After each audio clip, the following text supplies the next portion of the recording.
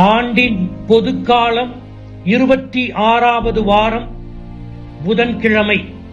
நற்செய்தி பகுதி மத்தேயு 18 1-5 மற்றும் 10வது வசனம். இன்று காவல் தூதர்களின் விழாவை கத்தோலிக்க திரு அவை கொண்டாடி மகிழ்கிறது. மத்தேயு 18:10 இச்சிறியோருள் ஒருவரையும் நீங்கள் இழிவாக கருத வேண்டாம், கவனமாயிருங்கள்.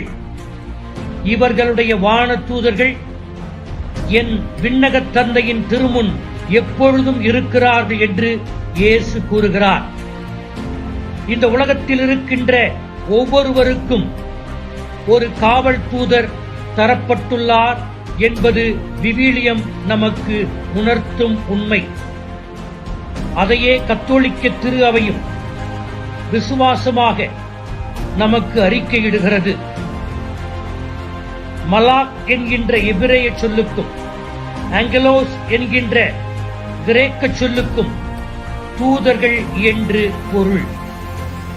காவல் தூதர்கள் என்பவர்கள் கடவுளின் செய்தியை தூதுரைக்க கடவுளால் நமக்கு அருளப்பட்ட பணியாளர்கள். இந்த உலகம் என்பது ஒரு யாத்திரை பயணம். நம் கண்களுக்கு புலப்படாத வகையில் இந்த உலக யாத்திரை பயணத்தில் நம் ஒவ்வொரு செயலுக்கும் உதவியாக இருப்பவர்கள் இந்த காவல் தூதர்கள். படிப்பாக இருக்கலாம், வேலையாக இருக்கலாம், சோதனையாக இருக்கலாம், ஆபத்தாக கூட இருக்கலாம். அவற்றிலிருந்தெல்லாம் நம்மை பாதுகாத்து கடவுளின் பாதுகாப்பை உணர்த்துகின்றவர்கள் காவல் தூதர்கள். பிறப்பிலிருந்து இறப்பு வரை நம்மோடு பயணிக்கின்றவர்கள் காவல் தூதர்கள். விடுதலை பயணம் 23:20-23. வழியில் உன்னை பாதுகாக்கவும், நான் ஏற்பாடு செய்துள்ள இடத்தில் உன்னை கொண்டு போய் சேர்க்கவும், இதோ நான் உனக்கு முன் ஒரு தூதரை அனுப்புகிறேன். கடவுளின் பாதுகாப்பை நமக்கு அதிகமாக உறுதி செய்பவர்கள் காவல் தூதர்கள். திருப்பாடல் 34:7 ஆண்டவருக்கு அஞ்சி வாழ்வோரை அவர் தம் தூதர் சூழ்ந்து நின்று காத்திடுவர். கடவுளின் திருமுன்னிலிருந்து நமக்காக வேண்டுபவர்கள் பாவத்திலிருந்து விடுபடவும் சாத்தானின் சக்தியை அழிக்கவும் நமக்கு கடவுளால் அருளப்பட்ட ஆன்மீக வழிகாட்டிகள் தான் காவல் தூதர்கள். திருப்பாடல் 91:11-12 நீ செல்லும் இடமெல்லாம் உம்மை காக்கும்படி தம் தூதருக்கு அவர் கட்டளையிடுவார். உம் கால் கல்லில் மோதாதபடி தங்கள் கைகளில் அவர்கள் உம்மை தாங்கிக் கொள்வார்கள். கடவுள் நம்மீது வைத்திருக்கும் அன்பு, அக்கறை போன்றவற்றை ஆழமான விதத்தில் உணர்த்துபவர்கள் காவல் தூதர்கள்.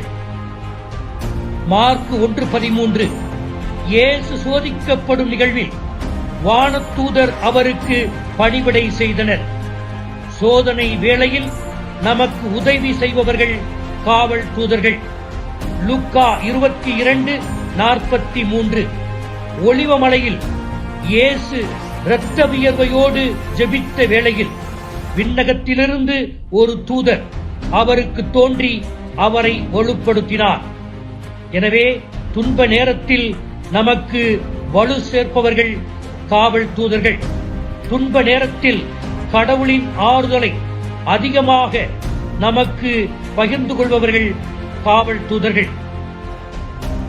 எனவே காவல் தூதர்கள் நம்மை கட்டுப்படுத்துவதற்காக தரப்படவில்லை.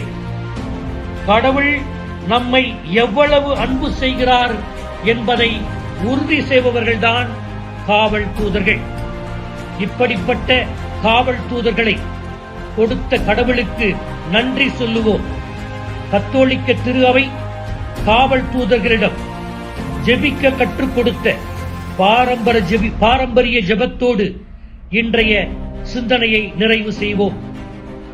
எனக்கு காவலாயிருக்கிற சர்வேஸ்வரனுடைய சம்மனசானவரே, தெய்வீக கிருபையால் உம்மிடத்தில் ஒப்புவிக்கப்பட்ட என்னை ஞான ஒளியால் பிரகாசித்து காத்து நடத்தியருளும். ஆமீன்.